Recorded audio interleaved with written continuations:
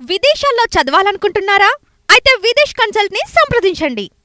Sir ఏంటి రైతు దీక్ష ఉద్దేశం?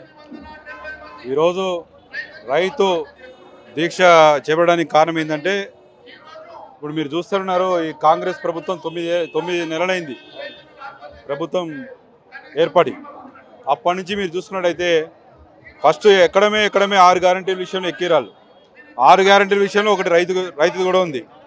అయితే ఈ 6 గ్యారంటీలు పక్కన పెట్టి ఒక హైడ్రామా మొదలుపెట్టాడు.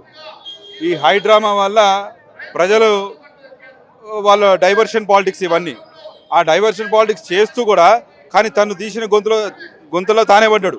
ఇప్పుడు ఈ హైడ్రా విషయంలో చాలా పెద్ద ప్రాబ్లమే ఫేస్ చేయాల్సి వస్తుంది. ఫ్యూచర్లో కూడా చాలా పెద్ద ప్రాబ్లం ఫేస్ చేయాల్సి వస్తుంది తను. ఎందుకంటే ఒక ఫస్ట్ కన్వెన్షన్ హాల్ అని ముట్టిండు. అంటే అతను ఒక బిజినెస్ మ్యాన్ నాగార్జున.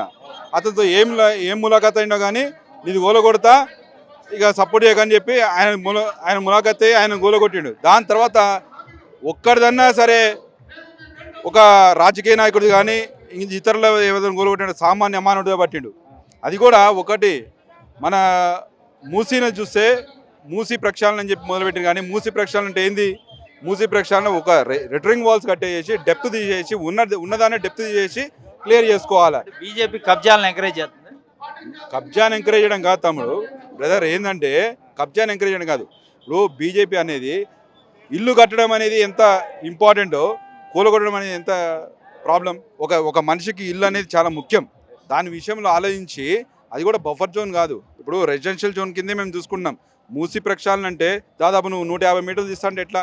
ఒక రిటరింగ్ వాల్స్ కట్టేసి డెప్త్ తీసేసి నువ్వు ఫిల్టరేషన్ చేస్తే అది నీళ్ళు ఫ్లోటింగ్ బాగుంటుంది. అంతేగాని మూసీ ప్రక్షాళన అంటే అది కానీ ఉన్నదంతా ఊలగొట్టు కూడా పోతే అది మూసీ ప్రక్షాళన కాదు. నీ ప్రక్షాళన ప్రభుత్వం ఏమంటుందంటే 1 కోటి మంది వరద ముంపు నుంచి మేము రక్షించాలని చూస్తుంటే పొలిటికల్ పార్టీలు రాజకీయం ఒకటి ఇప్పుడు మన బ్రిడ్జ్లు కట్టారు.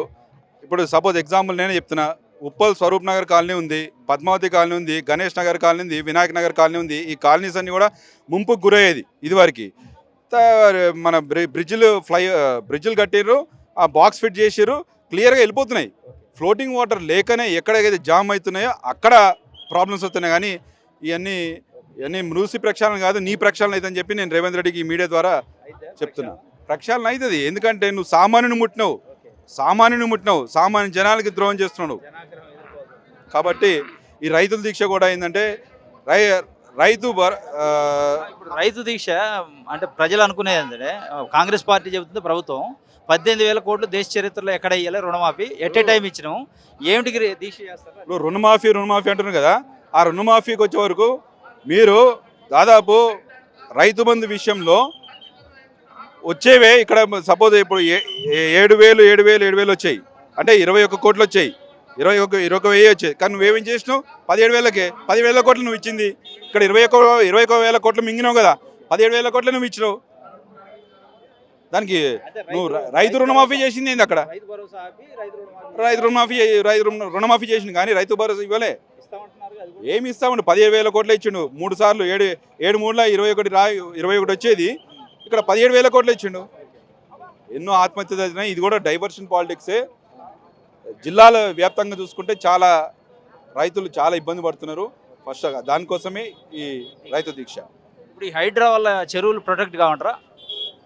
హైడ్రా వల్ల చెరువులు ప్రొటెక్ట్ అంటే ఒకటి ఇది అఫీషియల్గా తీసుకుంటే ఇప్పుడు ఏంటంటే ఇప్పుడు తీసుకునే ప్రజలు ఎవరైతే తీసుకున్నారో ఇప్పుడు ఆల్రెడీ వాళ్ళు కూడా ఒక నోటీసులో ఉన్నారు. వాళ్ళకు కూడా ఒక నాలెడ్జ్ వచ్చింది. ఇప్పుడు ఏంటంటే ఈ హైడ్రా పర్మిషన్ కూడా ఉండాలని చెప్పి వాళ్ళకు కూడా నోటీస్ వస్తుంది. ఎందుకంటే ప్రజలు కూడా అమాయకులు. కొంతమంది భూ కబ్జాదారులు చేసి వెంచర్లు చేసి అమ్ముకున్న వాటలు వాస్తవమే. కానీ అది కూడా ప్రజల నోటీస్ లేదు. కాబట్టి ఇది ఒక రకంగా అంటే ప్రజలకు నాలెడ్జ్ ఉండాలి.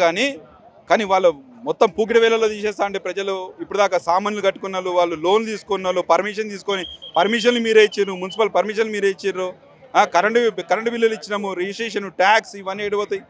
అసలు గమ్మత్ ఏంటంటే ఇప్పుడు పర్మిషన్ ఇచ్చిన హెచ్ఎండిఏ కానీ పర్మిషన్ ఇచ్చిన జిహెచ్ఎంసీ కానీ ఆఫీసర్లు వదిలేశారు, మధ్యలో అమ్ముకున్నోడు పోయిండు, పర్మిషన్ ఇచ్చినోడు బాగానే ఉండు. ప్రజలు ఏమనుకుంటున్నారు దానిపైన? అదే నేను ఏమంటున్నా అంటే ఖచ్చితంగా జిహెచ్ఎం ఎవరైతే పర్మిషన్ ఇచ్చిర్రో అధికారులని నువ్వు ఫస్ట్ సస్పెండ్ చేయాలి. సస్పెండ్ చేయట్లే. ఇప్పుడు కొంతమంది అధికారుల పేరు చెప్తే మీడియా మిత్రులకు ఇప్పుడు ఎందుకు కానీ వెంచర్ వేసుకున్నాడు అమ్ముకున్నాడు, కబ్జా చేసి వెంచర్ వేసి అమ్ముకున్నాడు, వాడు బాగున్నాడు. ఇక్కడ అధికారులు లంచం తీసుకొని పర్మిషన్ తీసుకుని వీళ్ళు బాగున్నారు. కానీ ఇక్కడ వచ్చే వరకు ప్రజలు నష్టపోయిన ప్రజలే, సామాన్య మానవులే. అందుకనే బీజేపీ జెండా ప్రజల పార్టీ అండ.